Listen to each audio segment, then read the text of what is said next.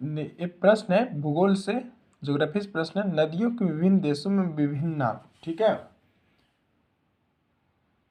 यानी कौन सी नदी की किस देश में क्या नाम है, हम उसको देखेंगे, हम सब उसको देखेंगे। पहला प्रश्न है कि कौन सी नदी बांग्लादेश में पद्मा के नाम से जानी जाती है। तो कौन सी नदी पद्मा के नाम से जानी जाती है, तो आपका है गंगा नदी। गंगा नदी जो है आपका बांग्लादेश में पद्मा के नाम से जानी जाती है। ठीक है, कौन सी नदी बांग्लादेश में पद्मा के नाम से जानी जाती है, तो आपका है गंगा नदी। अगला प्रश्न है कौन सी नदी बांग्लादेश में जमुना के नाम से जानी जाती है। तो ब्रह्मपुत्र नदी को बांग्लादेश में जमुना के नाम से जानी जाती है या यमुना नदी के नाम से जानी जाती है। कौन सी नदी को तिब्बत में सांगपो के नाम से जानी जाती है, तो आपका ब्रह्मपुत्र नदी। ठीक है, ब्रह्मपुत्र नदी को तिब्बत में सांगपो के नाम से जानी जाती है। ठीक है, फिर अगला और यही प्रश्न है, ब्रह्मपुत्र नदी को तिब्बत में किस नाम से जाना जाता है, तो किस नाम से जाना जाता है, सांगपो नदी के नाम से जाना जाता है। ठीक है, अगला प्रश्न है 5 नंबर। देखिए एक इसको अभी प्रश्न बना दिया गया और इसको उत्तर बना दिया गया। यहाँ पर इसको प्रश्न बना दिया गया था और इसको उत्तर बना दिया गया था। अगला प्रश्न देखिए, ब्राक नदी को बांग्लादेश में किस नाम से जानी जाती है, तो ब्राक नदी को बांग्लादेश में सुरमा एवं मेघना के नाम से जाना जाता है। ठीक है, फिर है नदियों के विभिन्न राज्यों में विभिन्न नाम।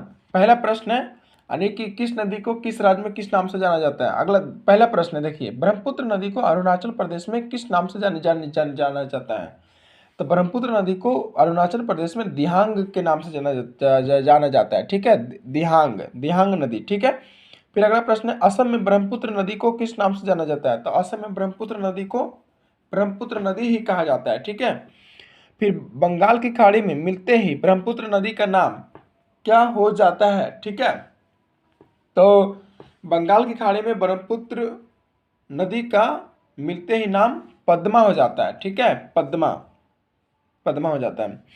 फिर है किस नदी के मिलन स्थल को क्या कहा जाता है। ठीक है, यानी कि दो नदियों के मिलन स्थल को क्या कहा जाता है।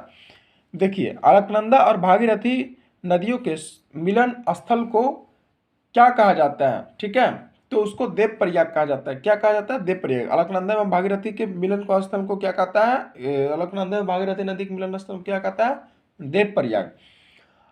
फिर अगला प्रश्न है, अलकनंदा और मंदाकिनी नदियों के संगम स्थल को क्या कहा जाता है, तो रुद्रप्रयाग कहा जाता है। ठीक है, अलकनंदा और मंदाकिनी नदियों के मिलन स्थल को क्या कहा जाता है, रुद्रप्रयाग।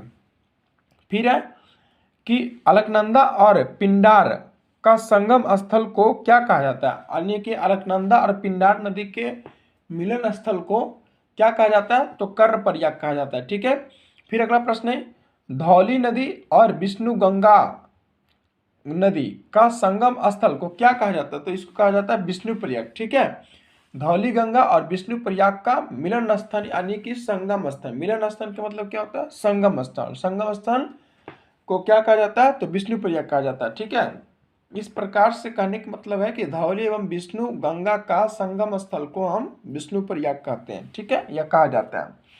अगला प्रश्न है, दक्षिण भारत की नदी। देखिए दक्षिण भारत की कौन सी नदी है, देखिए दक्षिण भारत की नदी कौन सी नदी है।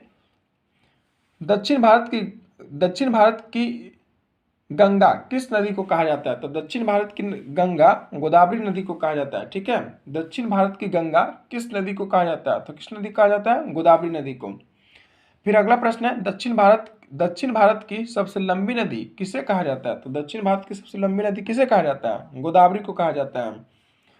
फिर है प्रायद्वीपीय भारत की एकमात्र बारहमासी नदी कौन सी है, तो प्रायद्वीपीय भारत की एकमात्र बारहमासी नदी है कावेरी। ठीक है, प्रायद्वीपीय भारत की एकमात्र बारहमासी नदी कौन सी है, वो है आपका कावेरी। ठीक है।